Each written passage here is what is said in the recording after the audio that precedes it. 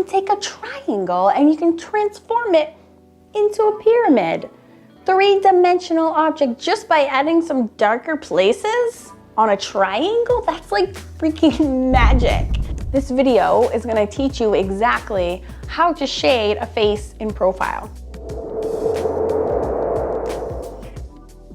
My name's Campbell. I've been drawing since forever, and I like to make drawing easy for you by just teaching you very simple tips and technique to make you a better drawing artist. Today I want to talk about light source, how it affects your profile shadings, how to make shading, how to find out where the shading goes. The face is a very complicated place. How do you know where to put the lights and darks?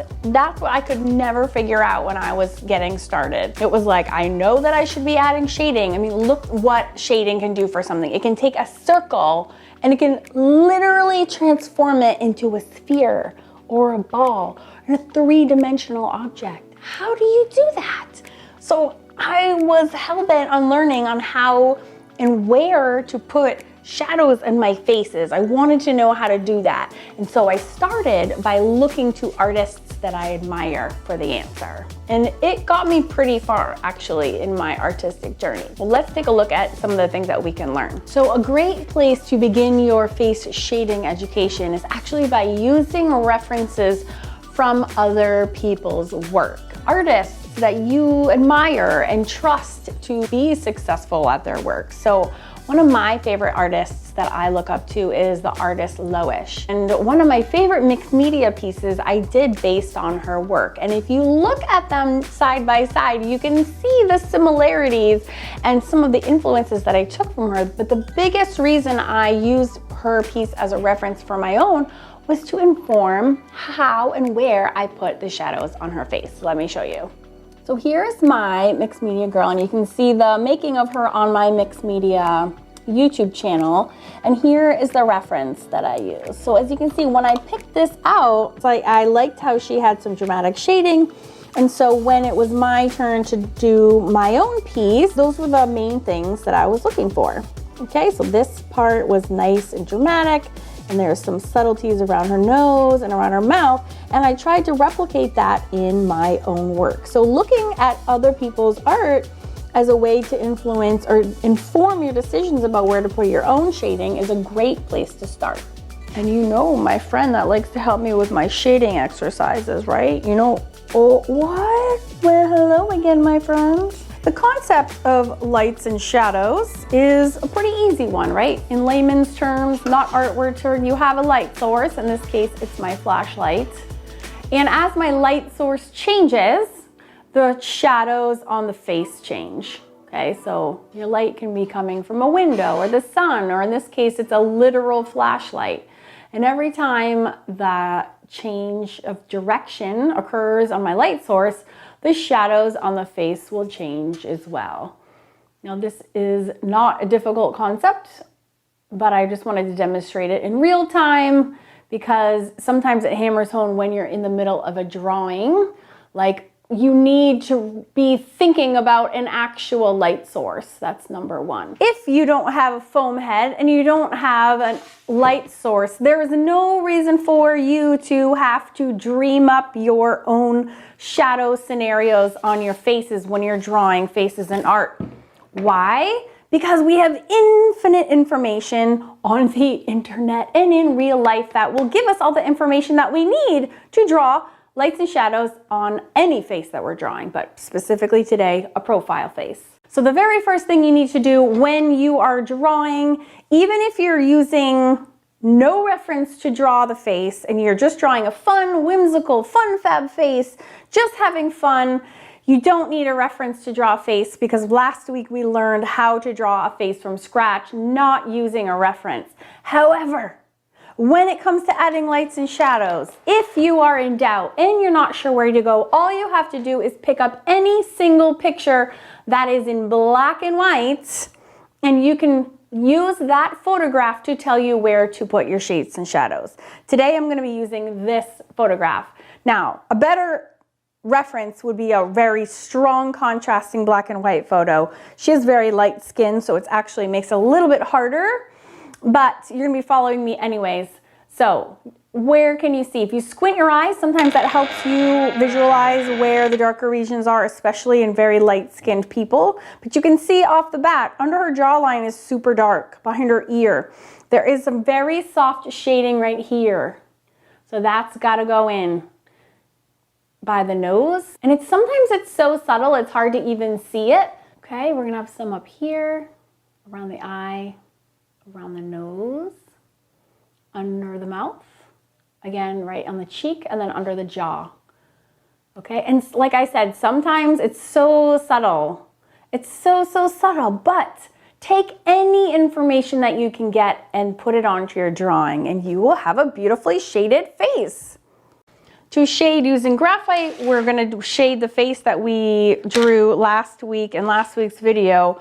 It's very, very simple. All you need is a pencil, preferably soft.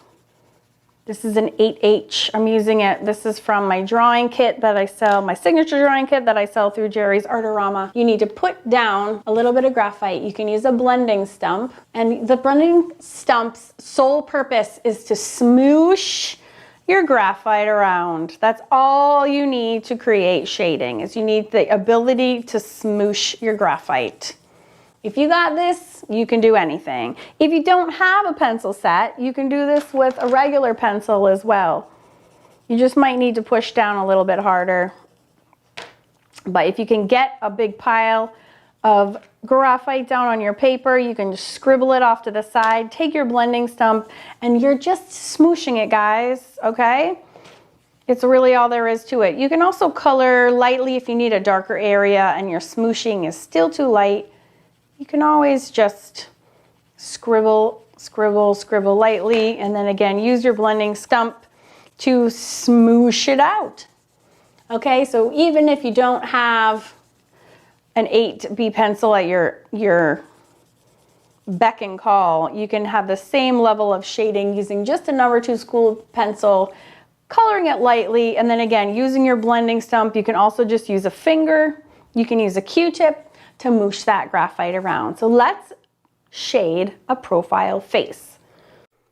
So with those smooshing techniques under our belt, we are ready to shade our profile face. Again, the link to this, how to draw this profile, I will put an eye in the corner of the screen, and just click that at any time and you can go and watch how to draw that from scratch. And then come back and do this shading exercise with us. I'll also have an end screen at the end of this video that will bring you to this whole playlist of profile drawing activities. So I'm using a 8B pencil, and I just added some scribbles under her jawline. If you remember, that was the darkest shaded place on that picture that I was using for my reference. So I call it laid down some graphite. So I just was doing some light scribbles because that's where I am going to be headed with my blending stump. Now, in order to get shading down on your graphite drawings, you need some graphite down first. So I tend to outline everything first with a really soft pencil. And the higher number B pencil you're using, the softer that it will be. In the set I have at Jerry's, it actually goes up to a 12B, which is insane and literally the darkest, softest pencil in graphite that you can buy. So I love that it's included. When I was doing the face sketch, I was only doing like a 2B at the darkest. I wanted to keep my lines light so I could erase them.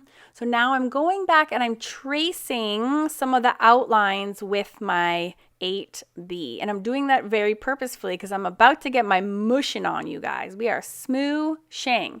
So I am looking at my reference and I noted, again, all those places I took the time to note before we started drawing, because that you literally just follow with your eyes the shading and then you moosh over on your own drawing, okay? So there was a darker area above her eye. So guess what? That is where my shading is going to start. Now, even though this is a whimsical face, it doesn't matter. I can use whatever reference profile I want to inform my shading. How cool is that? Okay, so just pick any reference of whatever shading design you like, and you can make this happen. Now, I like a little added drama, so I'm adding, I really was squinting my eyes for this and sort of thought I saw some darker areas along her nose, and that's why I made them like that. I also have a lot of experience just shading profiles, so I'm kind of banking on that as well, or drawing from that reference as well. My brain bank. Okay, so now I'm also mooshing under her nose. You see that? Now look, I ran out of moosh. Nothing was happening. So I have to go in and add some more graphite so that I can blend it. And that happens all the time. So that's why I outline, because then it gives you something to work with. I didn't have enough on her neck. Nothing was happening. So I went in and added some scribbles that now I can use my blending stump to smoosh out appropriately. So it's no worries. If you're not getting anywhere, just add some more graphite somewhere. You can even have a little scratchy pile off to the side, like I was doing the demo, and just make your blending stick really dirty from there, and then go back and shade your drawing. So now I'm doing the side along her cheek.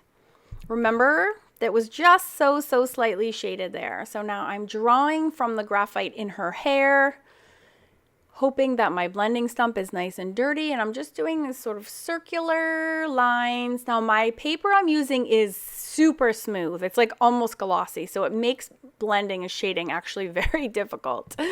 So I really have to get a lot of graphite going in order to get it to be mooshing on my paper appropriately. And you can make the shaded areas as dark as you like. And that's the cool part too, is you don't have to make your drawing match your reference. You just need your photograph to inform where your shading is going. But you can kind of be as dramatic as you want once you know where to go. So I love dramatic shading. So if you notice, especially like when I was showing you the reference of Lowish plus my mixed media piece, like my mixed media piece was like insanely darker. And so I love dramatic shading. I love turning my circles into spheres. I love taking my contour, very plain drawings and making them super dimensional. And you do that through super graphite smooshing.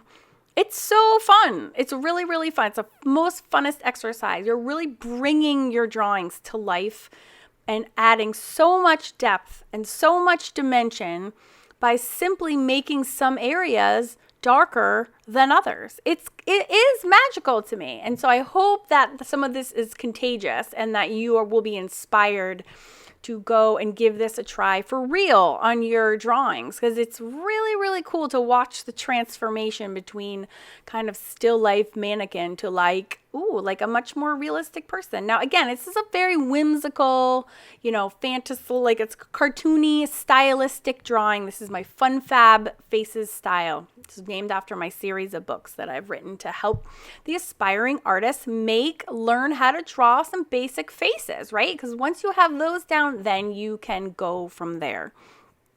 All right, there's some eyelash. I got a little carried away with that first one. It's like, boom, like a sword coming out of her eye. I do fix that in just a second.